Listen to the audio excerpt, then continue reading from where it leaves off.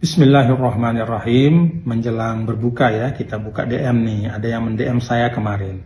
Salam Tuan Guru. Tuan Guru, ada teman ngajak saya ikut manhaj salaf. Menurut Tuan Guru gimana? Saudara, manhaj salaf itu dari dua kata. Manhaj itu artinya jalan atau metode. Salaf itu orang-orang terdahulu. Dan yang dimaksudkan di sini adalah 3 generasi awal Islam.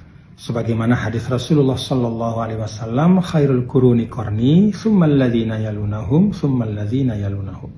Sebaik-baik generasi itu generasiku, kata Nabi, beliau dan para sahabat, tsummal ladzina yalunahum, dan yang setelah itu yaitu para tabi'in, dan kemudian setelah para tabi'in yaitu tabi'it tabi'in.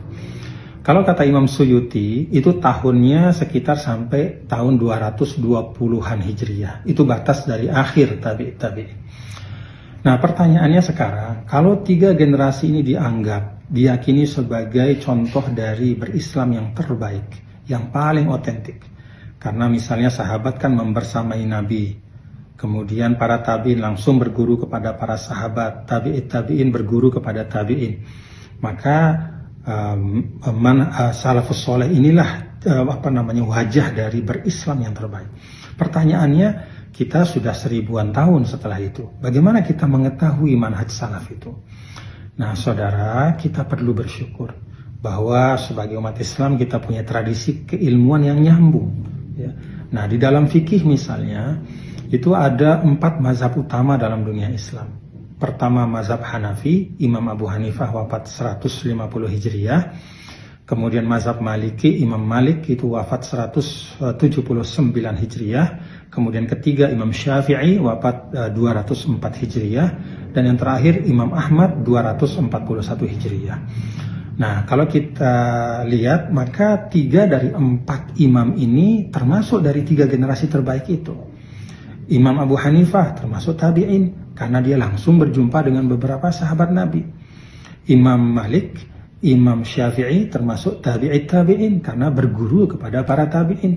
Dan Imam Ahmad, walaupun dia termasuk setelah tabi'it tabi'in, namun tetap dianggap salafus soleh, karena dia langsung berguru kepada Imam Syafi'i.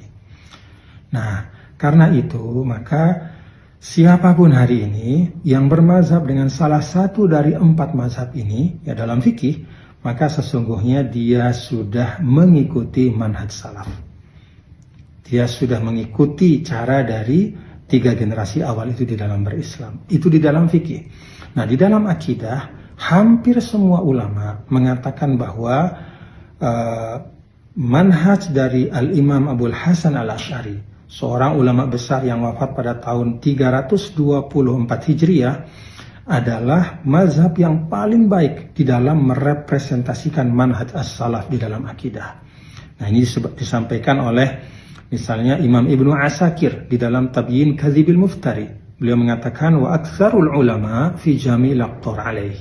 Sebagian besar mayoritas ulama di seluruh dunia Islam itu mengikuti mazhabnya Abul Hasan.